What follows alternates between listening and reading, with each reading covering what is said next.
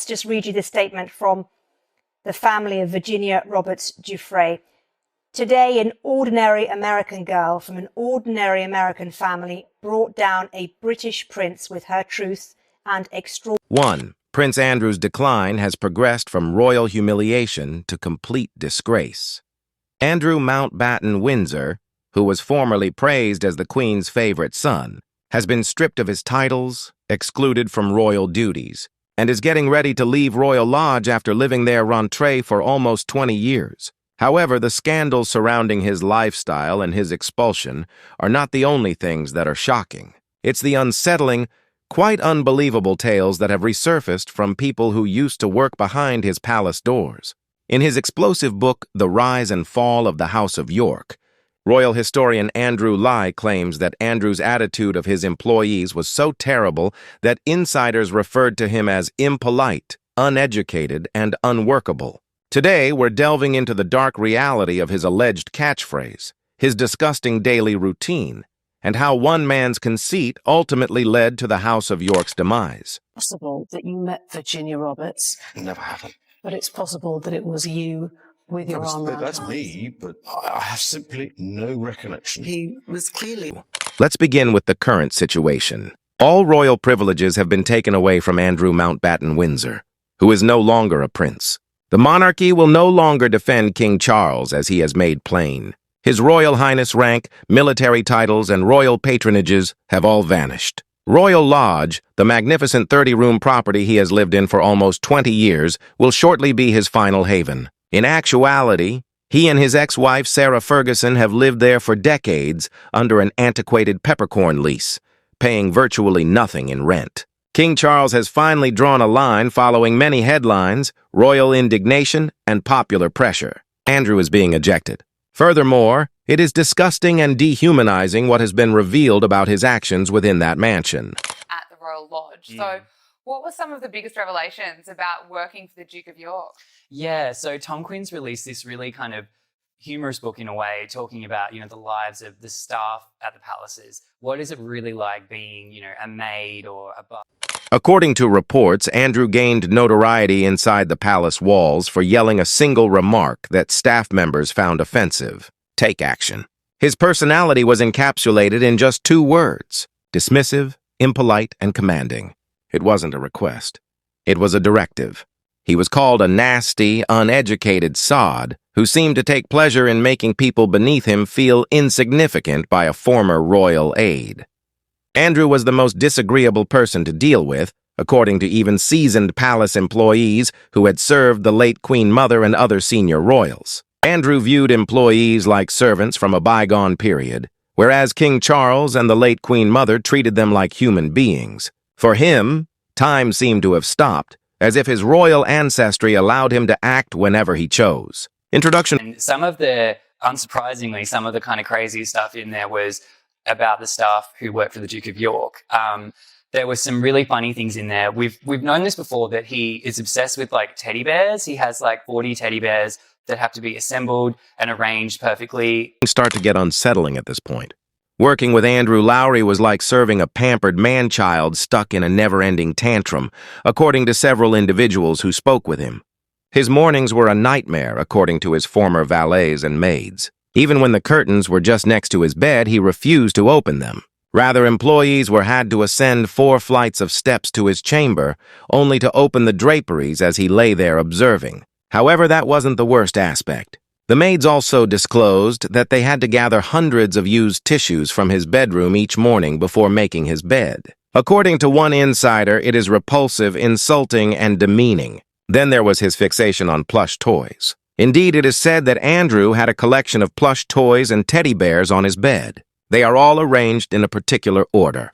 Prince Andrew and Fergie's bombshell Royal Lodge demand revealed. Prince Andrew and his ex-wife Sarah Ferguson have reportedly agreed to leave their 30-bedroom home known as Royal Lodge. Andrew is said to have his eye on Prince Harry and Meghan Markle's former home, Frogmore. Employees had to adhere to laminated pictures that detailed each toy's precise placement. Andrew would become enraged if one was inappropriate. His unpredictability and degree of immaturity made the workplace poisonous and nearly intolerable. The environment surrounding Andrew, according to former palace aides, was oppressive. He would yell, ridicule, and denigrate people if a teddy bear was skewed slightly to the left, a maid forgot a curtain, or a tie was made of the incorrect fabric. One assistant remembered being cursed for not utilizing the full title of the Queen Mother. Another said that because Andrew didn't like the mole on his face, a staff member was fired. Imagine working in an opulent royal house. But you have to fear every step you take in the corridor because you never know how he will be feeling that day. Introduction 6. A royal gentleman wouldn't act like this. It was the actions of a man who had been disconnected from reality. Andrew's feeling of entitlement was not confined to the palace. He was supported by privilege and insulated from consequences for much too long. According to his former employees, he made outrageous demands. According to one tale in Enid, he couldn't figure out how to use his remote control, so he called a television technician to his house in the middle of the night. During a private game, another remembers his insisting that his security guards retrieve his golf balls. Security staff were appalled by the degree of conceit on exhibit. According to reports, Andrew considered even the tiniest task to be beneath him, from having his bed made to having his clothing pressed. No matter the time of day or the situation, he demanded total compliance. It's difficult to accept that this was once a respected member of the public and a decorated Navy officer. Now, Buckingham Palace said the king has today initiated a formal process, and his younger brother will now be known as Andrew Mountbatten Windsor. He gave up his other titles earlier this month, including the Duke of York, after facing questions about... The man who came back from the Falklands War was, by all accounts, disciplined and proud.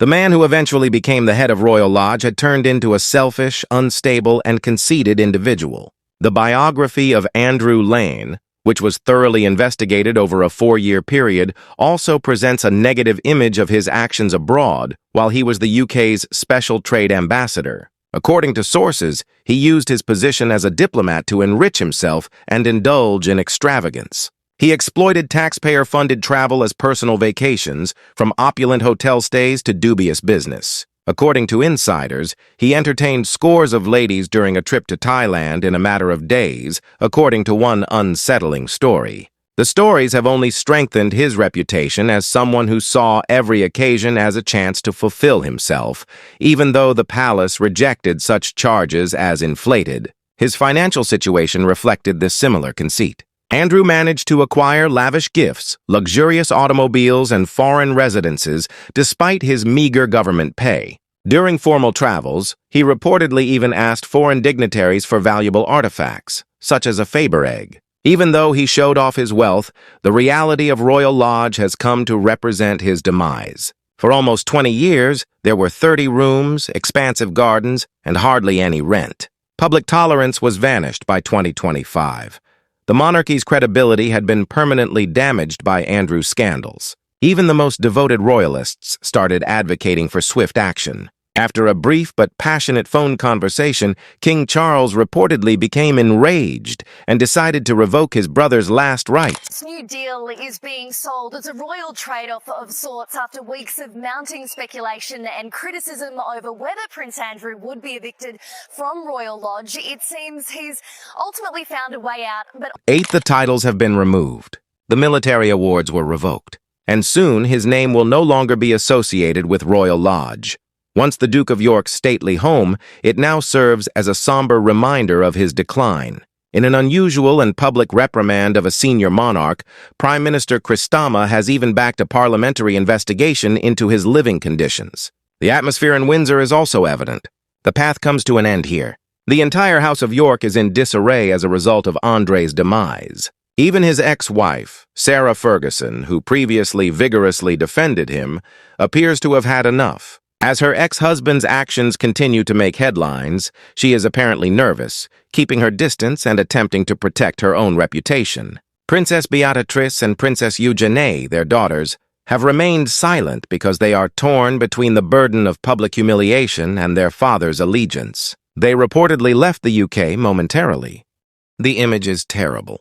A royal family that was once well-known has become tabloid fodder. What now occurs? In contrast to his former opulent lifestyle, Andrew will probably move to the private estate. His future appears dubious in the absence of royal funding. His public image is irreparably damaged, and endorsements have disappeared. However, what happens to him isn't the only significant question.